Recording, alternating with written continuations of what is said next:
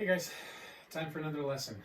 In this lesson we're going to talk about lesson 10.4, another conic section. We've dealt with parabolas this far, we've dealt with ellipses this far, and today we're going to look at hyperbolas, okay, an entirely different conic section than the others, it's going to be very, very similar to ellipses. And so one of the challenges in this lesson is not so much that it's overly challenging in and of itself, it's more that it's challenging because of the similarities, but then also some subtle, unique, and important differences with ellipses. So pay close attention to those, and I think you'll be more successful. So let's get after it, and let's start with a Bellringer that does indeed review something from ellipses to help us get us going here. The question says, find the eccentricity of the ellipse. Remember, we defined eccentricity as C divide A, meaning the distance from center to foci divided by the distance from center to the vertex. Okay, so let's do that. So I'm going to switch on over to my whiteboard, and here we go. Now, the format of this ellipse is in its general form. This is very challenging to work with if I'm trying to find C and A. It's much more practical to work with in its standard form. So we need to put this in the standard form. The standard form has x and y in a factored form of a perfect square trinomial. So that's leading us to think we need to complete the square here. So I'm going to group my variables together. I've got an x squared, a 10x, and then I've got leave a little space, a 9y squared plus 36y, and I'm going to go ahead and just move this 52 on over to the right side, so it's a negative 52 over there. This is perfectly set up for the completing the square, which says take your b value, cut it in half, so that's negative 5, square that quantity, that makes 25. Well, if I'm going to add 25 to the left side of this equation, I'd better add 25 to the right side. Now, this is not quite ready to complete the square on because this should have been a squared, because the coefficient on the y squared term is not 1. Okay, so let's go ahead and we're going to factor 9 out of just those two terms. At the same time, just to not waste a step, I'm going to go ahead and factor that perfect square trinomial. Okay, so that part's done. Now we'll factor the 9 out, and left inside is a y squared plus 4y, and leave a little bit of space because this is now set up for the completing the square. Adding negative 52 and 25, I think we get negative 27. And here we go, let's complete the square. So we take our b value 4, cut it in half, 2, square it, and that makes another 4. But I didn't really make the left side 4 bigger. I made the left side 4 times 9 bigger. So thus I better make the right side 4 times 9 bigger, or 9 times 4, doesn't matter. And then we need to factor this perfect square trinomial.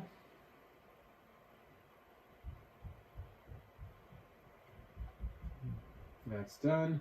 And then we have a 36 that we need to add to negative 27. And is that 9? I think it is. Okay. Yeah, this is 3 9s and there's 4 9s, so the difference of them is going to be 1 9. All right, now this is not quite in the form of the ellipse. The form of the ellipse is something squared divided by something squared plus something squared divided by something squared equals 1. So the key part that I was trying to get to is equals 1. This equals 9. So let's go ahead and divide both sides by 9. So that leaves us with x minus 5 quantity squared over 9 plus, divided into this term, y plus 2 squared, quantity squared I should say, all over 1, right? I'm going to go ahead and write it, equals 1. Okay, so now with an ellipse we talked about how A was always bigger than B, okay, and thus A in this case is, well, A squared is 9, so if we know A squared equals 9, we know that A is 3.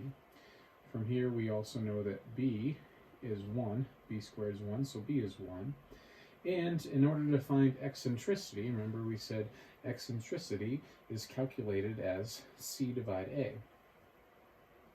Okay, And so we need to figure out what C is. So this is where we put to use our relationship that A, B, and C have together. And with an ellipse, and this is one of those things that I alluded to in my opening of this lesson that is uniquely different about a hyperbola than with an ellipse. On an ellipse, A squared minus B squared equals C squared. So let's find C squared. Well, A squared was 9 minus B squared is 1, and that equals C squared. So C squared is 8. Thus C equals root 8. Root 8 is the same thing as 2 root 2. Okay, so then if I'm going to calculate eccentricity, oops, I ran off of the screen there, sorry about that. I'm going to calculate eccentricity, which is C divide A. Eccentricity is going to be 2 root 2 over A, which is 3, and there is our eccentricity of the ellipse. Okay, so hopefully that helps a little bit with another practice problem for you with an ellipse. We're going to talk also about eccentricity with a hyperbola, and eccentricity is calculated actually the exact same way. So that's one of the benefits of addressing that with an ellipse, is we calculate the eccentricity of a hyperbola the same way. It's still C divide A. Okay, so let's move on and talk about a little bit about hyperbolas. Let me switch back over here. All right, so things that we're going to discuss today. We're going to discuss these first two objectives in this first half of lesson 10.4. Writing equations of hyperbolas in standard form. So identifying what is standard form of a hyperbola, how do I work with it. It's really the same types of questions that I've asked with parabolas, with ellipses. I'm pretty much going to ask those same types of questions with hyperbolas. Okay, and then hyperbolas, something unique about them is they have asymptotes to each of their branches, and so we're going to be finding the equations of those asymptotes. And we'll discuss that third objective in the last half of the lesson on a different day. Okay, so third type of conic, it's called a hyperbola. Okay, the definition of a hyperbola is very similar to that of an ellipse. So let's remember, the geometric definition of an ellipse was all points on the ellipse, the sum of their distances to the two foci was the same, was always a constant. Well, with a hyperbola, it's so similar. The difference is that actually that word right there, the difference. A hyperbola, by definition, is a collection, a locus of points where the difference of the distances to the foci is constant this time. The difference of the distances to the foci. And it's always a positive constant, so you're always taking the farthest distance minus the shortest distance. As I am, I'm sure many of you are as well. Here's a nice visual. What are we talking about with the definition of a hyperbola? You've got this nice figure 10.30 on the bottom there, where that is the look of a hyperbola. It consists of two different branches, and so if you take a look at that point x comma y that's on the right branch, D1 and D2 represent the two distances to the hyperbola's foci. If I were to take D2 minus D1, no matter where that point is on either branch, you get the same positive constant.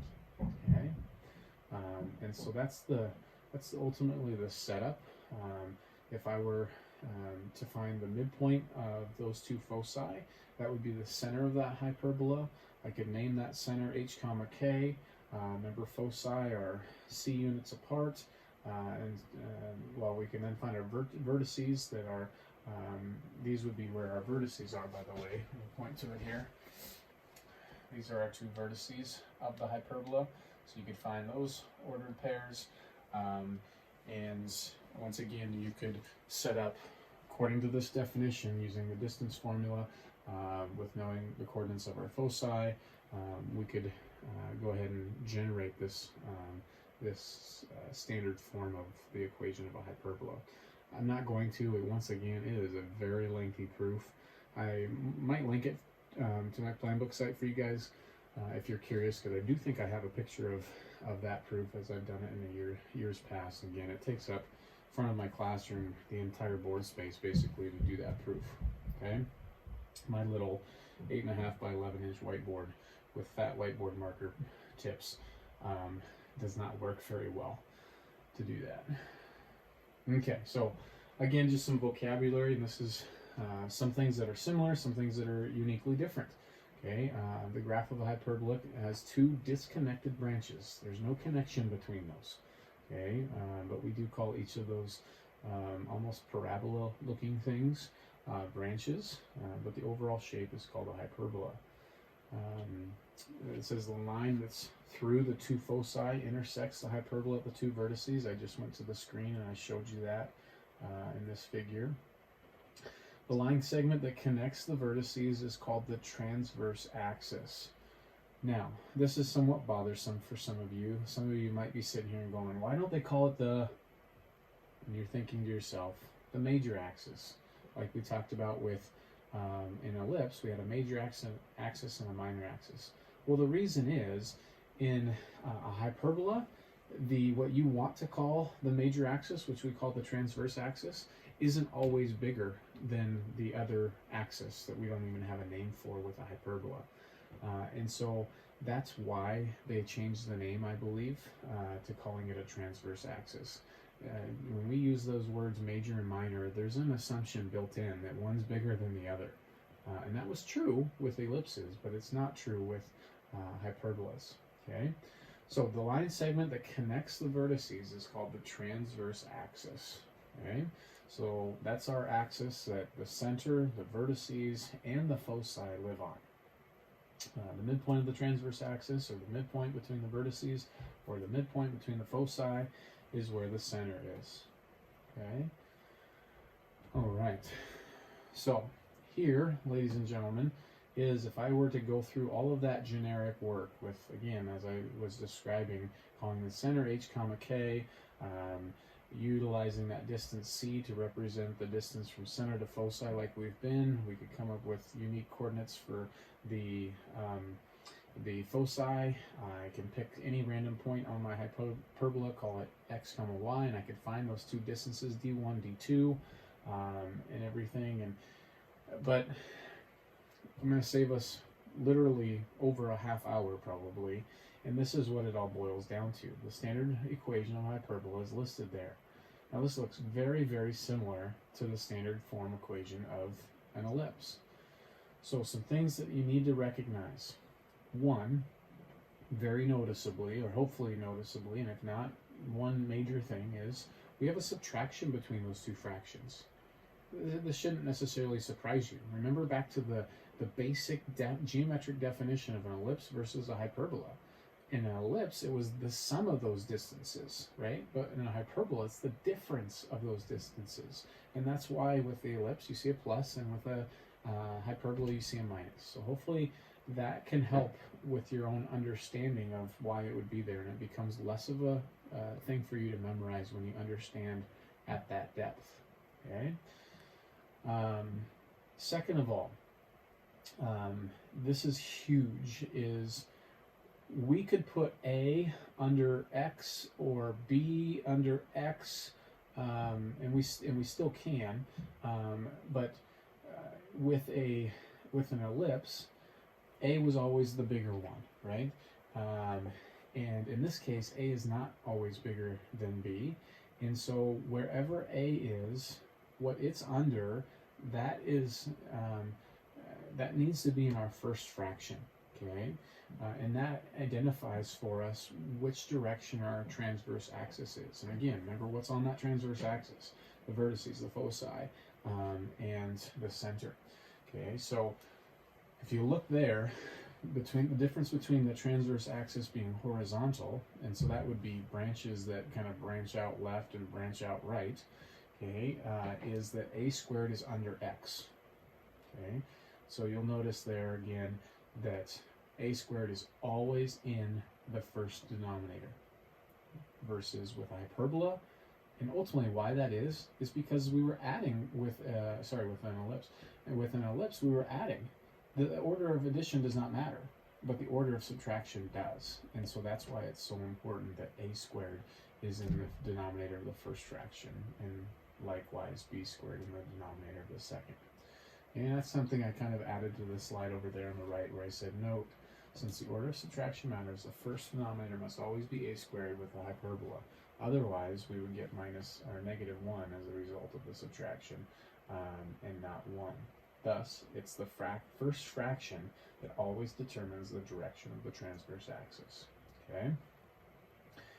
And once again, just like we did with parabolas and ellipses, we could talk about, well, what does this equation look like if we center ourselves at the origin, which is our most common location for a center?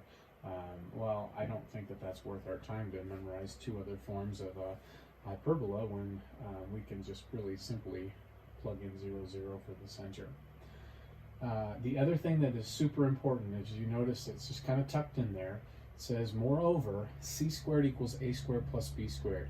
Here is a very important difference as well with a hyperbola than with an ellipse. We just got done in that Bellringer question reviewing that with an ellipse, the relationship a, b, and c have to one another is a squared minus b squared equals c squared. Well, with a hyperbola, it's a squared plus b squared equals c squared. In other words, it's like our Pythagorean theorem, so that's kind of nice. Okay.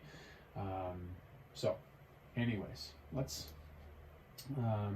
take another visual look at what does it mean when we have a horizontal transverse axis versus a vertical transverse axis.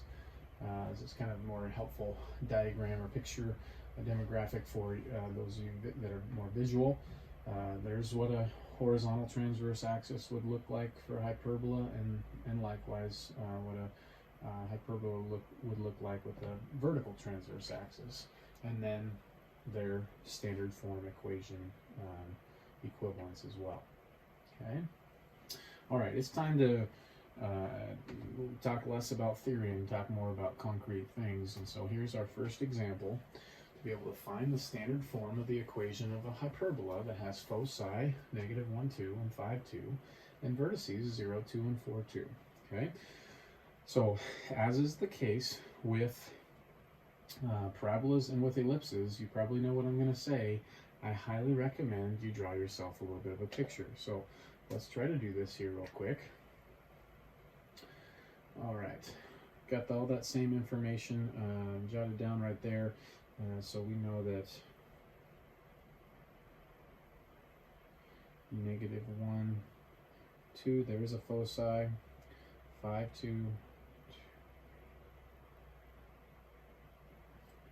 there's a foci, and then we've got 0, 2, and 4, 2 as vertices. So I'm going to call this F1, V1, V2, F2.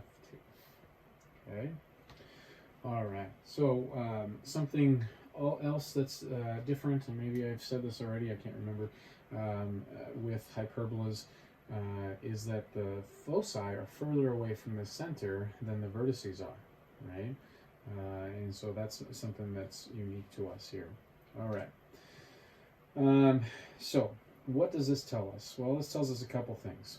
One, because of where all of these are located, these are all located horizontally, right? We know that we're dealing with a horizontal transverse axis. If that's the case, then what did I just learn? Horizontal transverse axis is x minus h quantity squared over a squared minus y minus k quantity squared over b squared equals 1. So because it's a horizontal transverse axis, again, a squared always is in the bottom of the first denominator. So those are, that part right there is set every single time, right? But I'm putting x here first because it's the horizontal transverse axis. So that's the standard form, just kind of general look to it. Now I need to plug in h, k, a, and b. Well, h and k is again the center, right? Center. What's in the center of the vertices that's also in the center of the foci? Sure looks like that point right there, which would be 2, 2. I could do the midpoint of this, I could do the midpoint of that, or in this case I can just visually look. My center is at 2, 2. Well, as a result of that, I now know h and k. All right. Now let's talk about a and b. Again, we go back to how is a defined. A is the distance from the center to the vertices. So what's this distance from center to the vertices? Oops, I'm used to going out there, but that's an easy mistake. We just dealt with ellipses where we're going to the farthest, but center to vertices, that distance or that distance, that is 2. Okay. To find b, well, I don't have b directly on here, but I do have c. Okay, so c again, by definition, is distance from center to foci. So how far is that? That's 3, right? And then what was my relationship that we just talked about that's uniquely true between a, b, and c with a hyperbola? A squared plus b squared equals c squared. Thus, b squared, c squared minus a squared. So that's a 9 minus a 4, 5. B squared is 5. And of course I can find b. But anyways, let's finish filling in this and then let's take it a step further than what the question even asks. So we have x minus h. H is the x coordinate of our center, 2, quantity squared, over a squared. A is 2, so a squared is 4, minus y minus k, the y coordinate of the center, quantity squared, all over b squared. B squared I just learned to be 5 equals 1. That's the answer to the question. Okay, and again, this feels a little weird because we said it had a horizontal transverse axis, but 5 is the bigger than the 4. That's again the this is why we call it a transverse axis, not a major axis. Okay. All right, so what is b in this? Well, b is kind of like another axis in a way, or half of another axis. So let me show you. We already just did a, which is this distance from here out to here. B is the perpendicular distance that we're going to go ahead and plot this way. So b is just the square root of 5. It's just a little over 2. So if I went 1, 2, and up a little bit more than that, and down 2 and a little bit more. What I would encourage you to do to get a great visual is I want you to build a box out of those 4 points that are created by, they're not the vertices of, but I want you to build a little rectangle. This is what I mean. It's easier to just show you than probably to write it. This little rectangle right here. That's what I did. Technically, it's a 2b by 2a rectangle. That's its dimensions, 2b by 2a. I went 2a this way towards the vertices, right? That's 2a, and then 2b that way. Now draw in your diagonals of this, and I'm going to go ahead and extend them. This is where we'll go at the end of this half of the lesson today. These are, ladies and gentlemen, our asymptotes to the hyperbola. Normally I would draw those in as dashed lines because they're not actually a part of the graph. Same thing even with that box rectangle. And so vertices, from the vertice it approaches that asymptote on both sides, and this is how it's easy and somewhat more accurate than trying to just sketch it without doing that. Okay, so those are the two branches that make up the hyperbola. Ultimately, again, just the branches is the graph. All right, and like an ellipse, like a parabola, our branches always curve around the foci, right? And so that's what we see happening here. Okay. All right, so I took that a little bit further there at the end to help you understand how do we draw an accurate graph of that, and that's how B gets put to use, is in helping build the rectangle. Okay. All right. Let me switch back on over here, make sure I didn't make a mistake. I always like this accountability. We got b to be the square root of 5. We agreed with that. So if you square the square root of 5, you get 5 down there in that denominator, and you have 4 down in the other denominator. And so I think that's exactly what we had as our equation as well. Okay?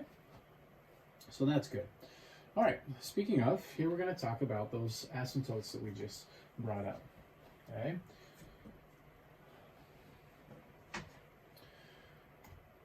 So each hyperbola has two asymptotes that intersect at the center of the hyperbola, as shown in this picture. It says the asymptotes pass through the vertices of a rectangle that has the dimensions 2a and 2b. This should be sounding familiar, with its center at h comma k. All right.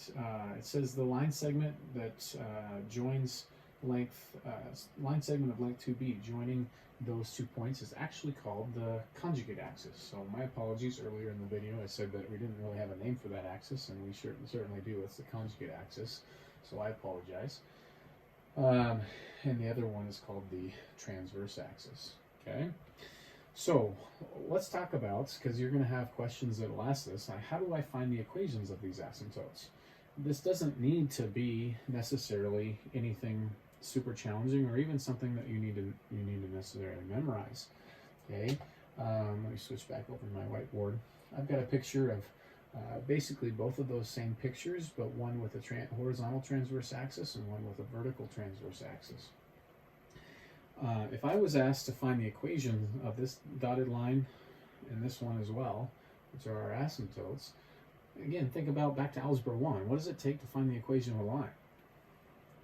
Hopefully you're thinking to yourself, I need a slope, I need a point. So a point and a slope would work. If I had 2 points, it would work.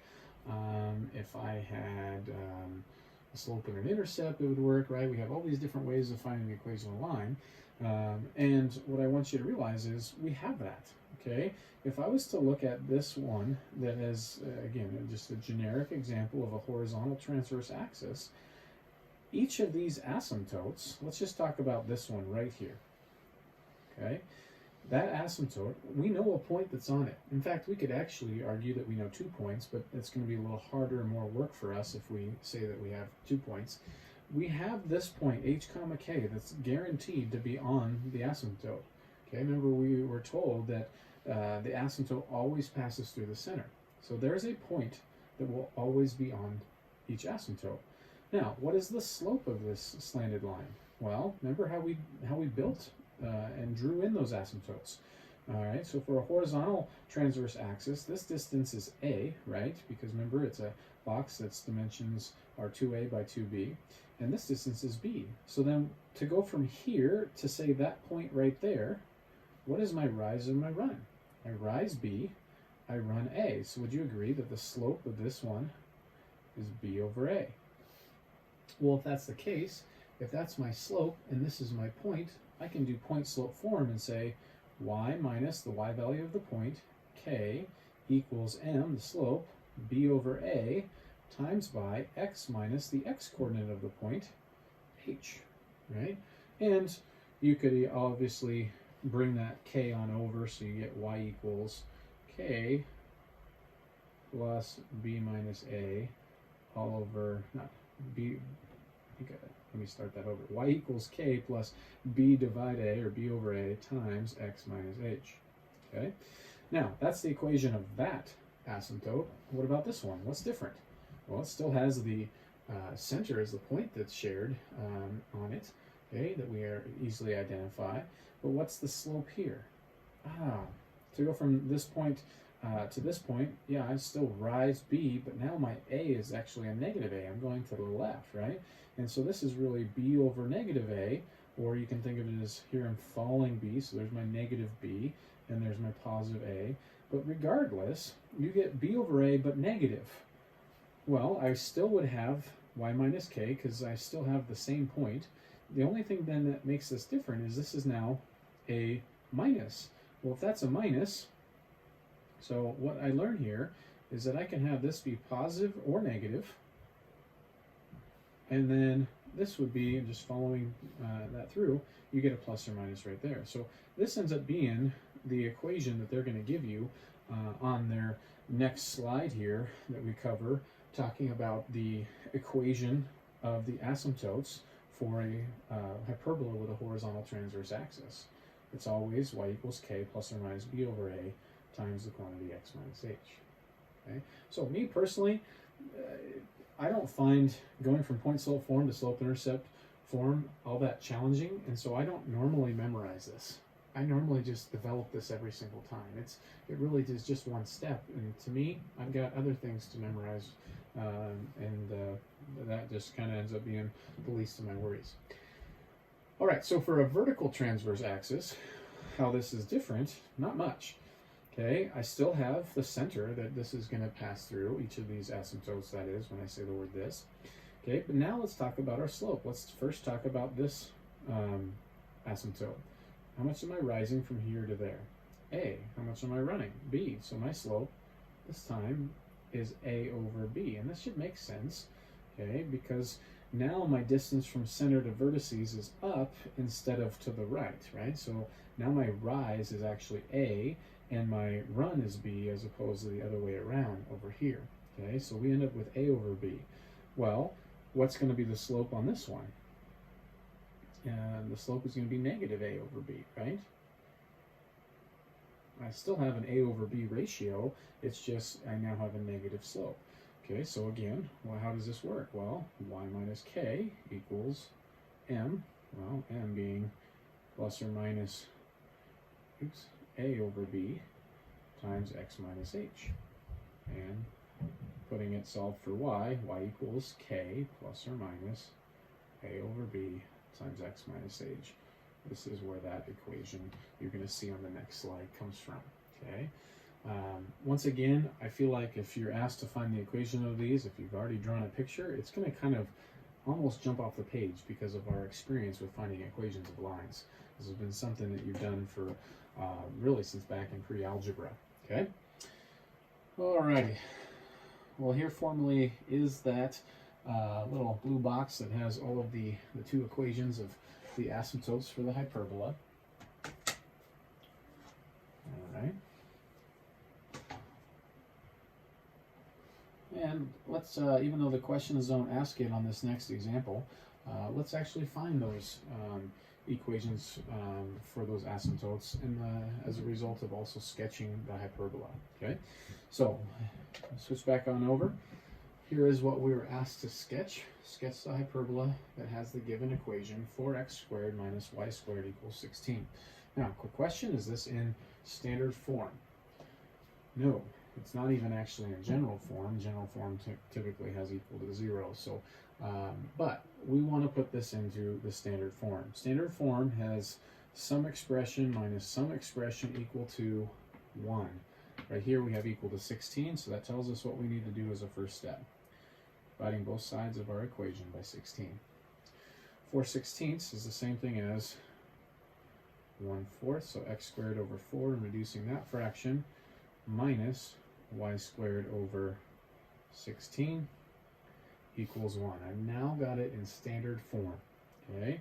Now, when I ask, do I have a horizontal or vertical transverse axis next, our eyes should not go to which number is bigger, but our eyes should go to what variable is in the first fraction.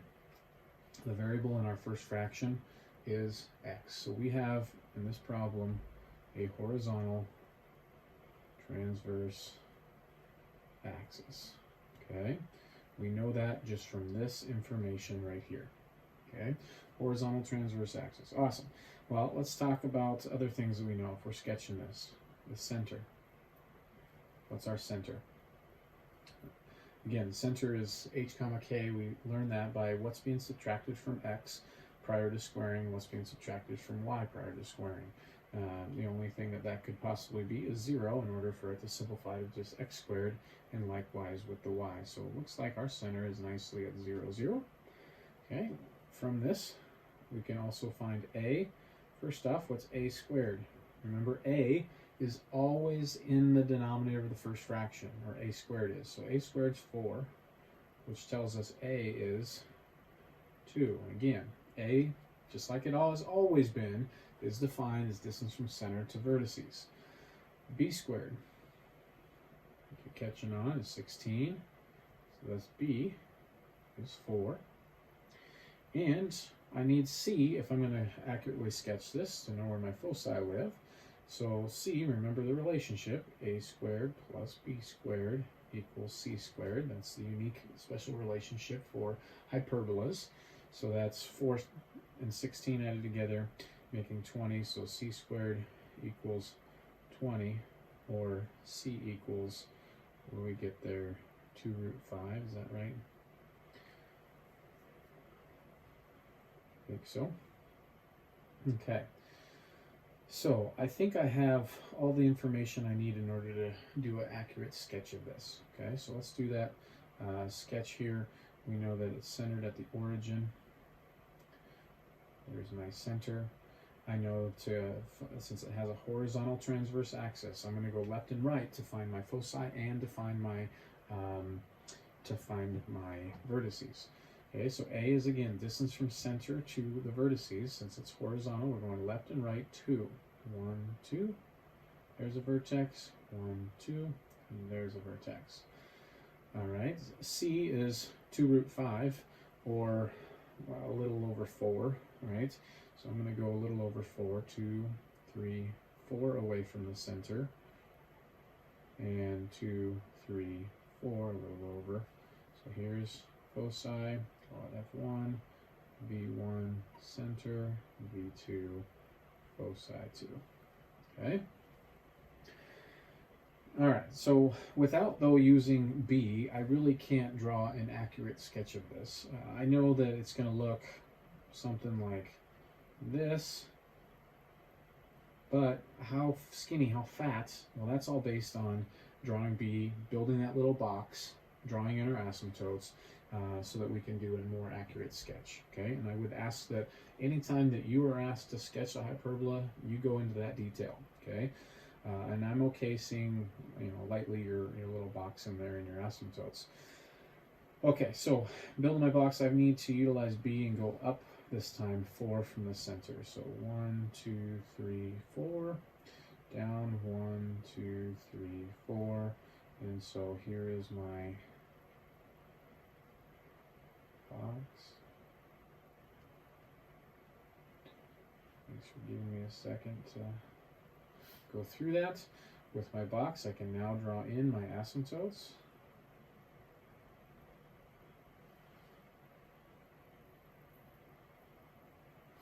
Okay, and now I can draw a pretty accurate sketch. Again, it doesn't go through here. This is a mistake that students make, is they want to draw their branch passing through the foci. No. It's always through the vertices.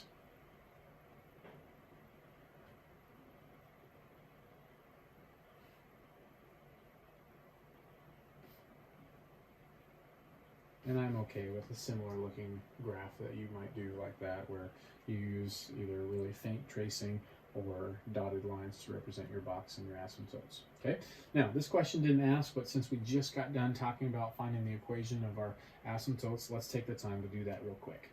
Okay, so equations of the asymptotes. Well, this is super easy because the center is also your y-intercept. So we can, in this problem, go ahead and just use slope-intercept form. So all I really need to know for my asymptotes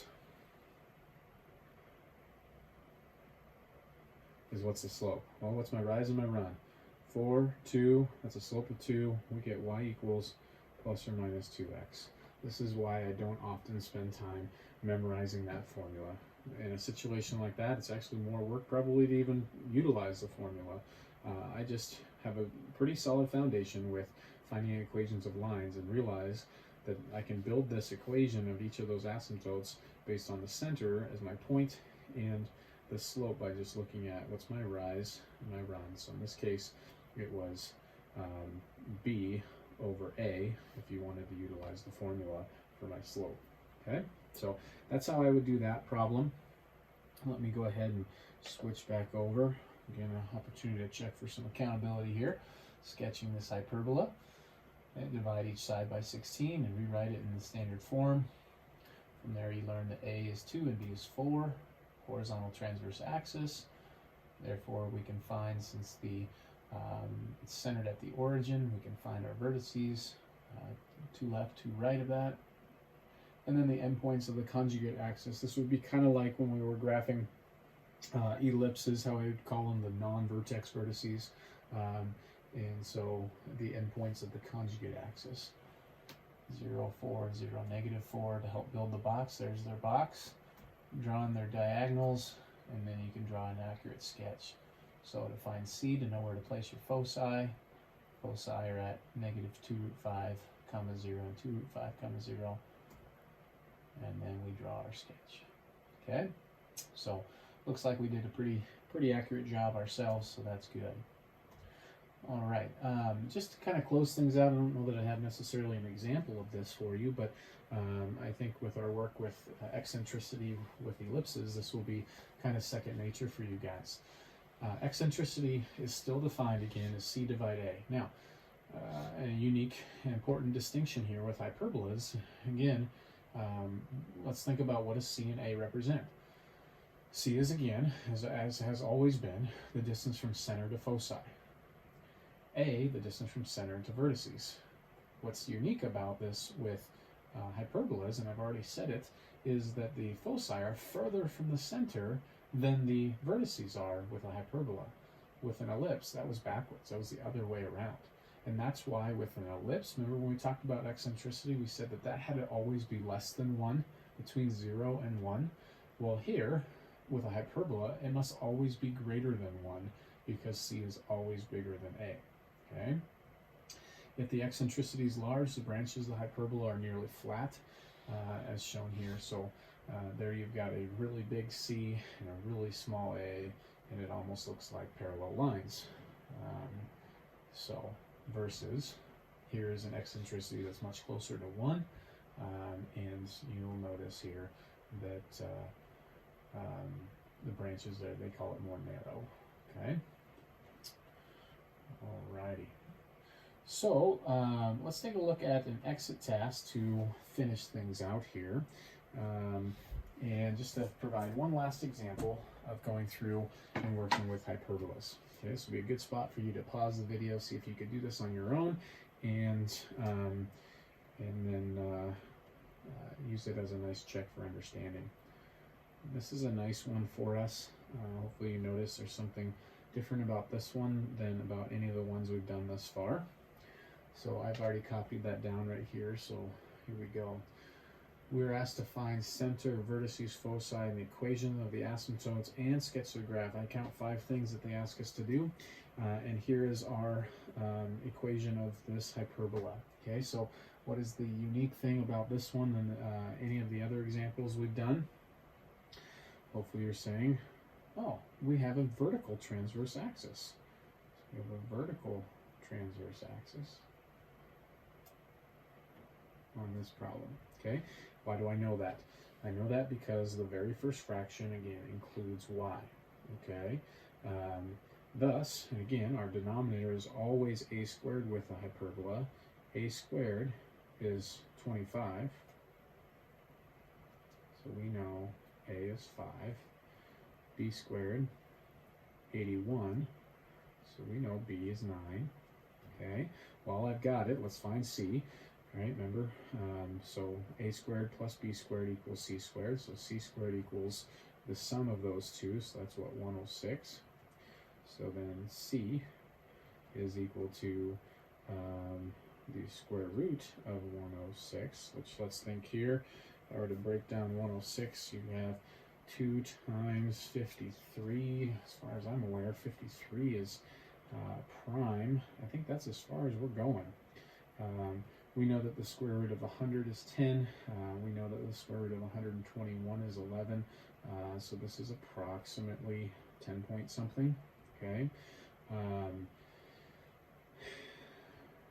point something.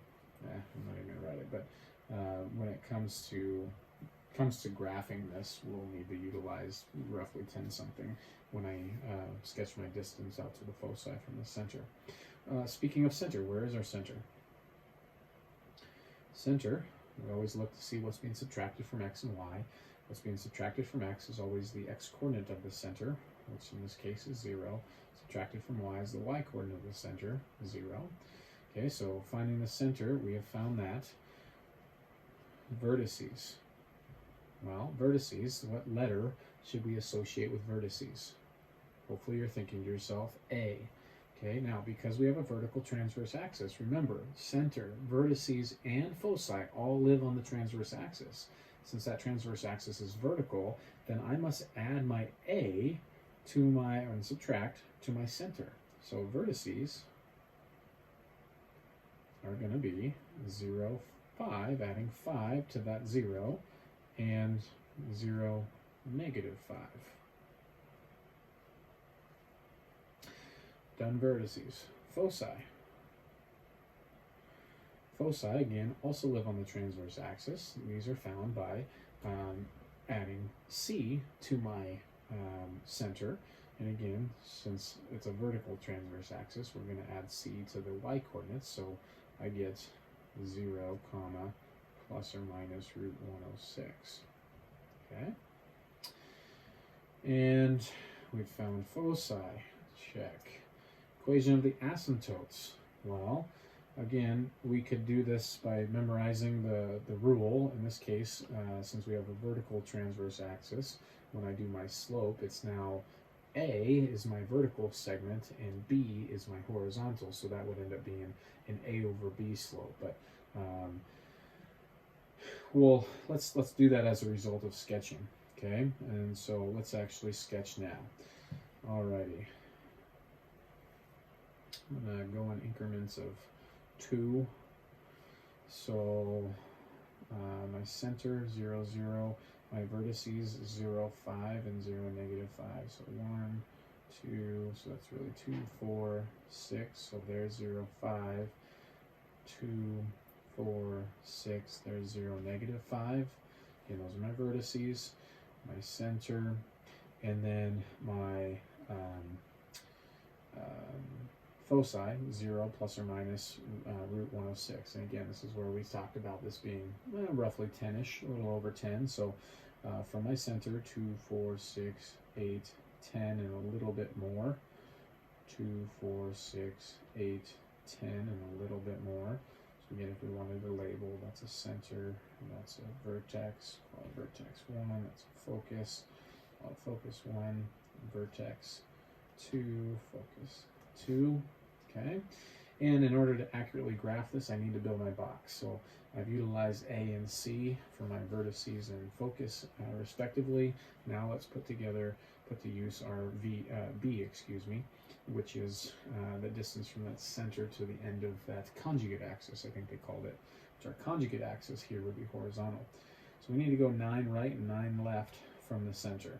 So again, 2, 4, 6, 8, 10. There's 9.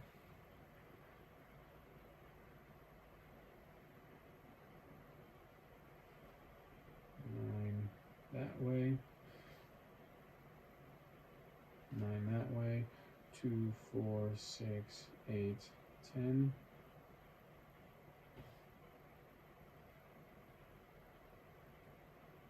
Okay, and now I'm going to draw in my diagonals.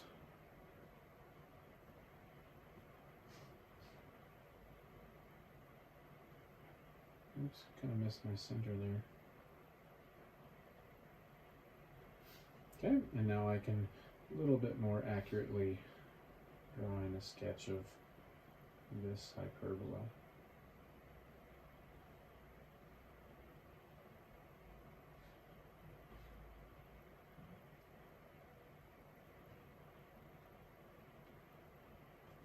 Okay, so there's the sketch. We've done all that. And now lastly, let's talk about the equations of those asymptotes. So once again, we have the slope of this one being what I rise here, which is A, and what I go over, run over, which is B.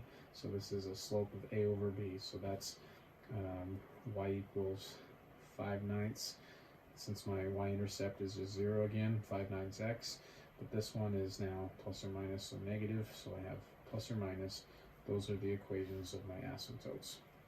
Okay, so that's how I would go about doing that.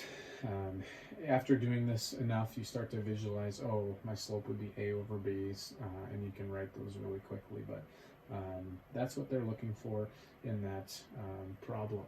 Okay, so as always, I hope this helps. Hope this serves as a profitable introduction to hyperbolas. As always, please reach out if you have any questions. Once again, I hope you're staying safe and being well. And until next time, we'll see you later.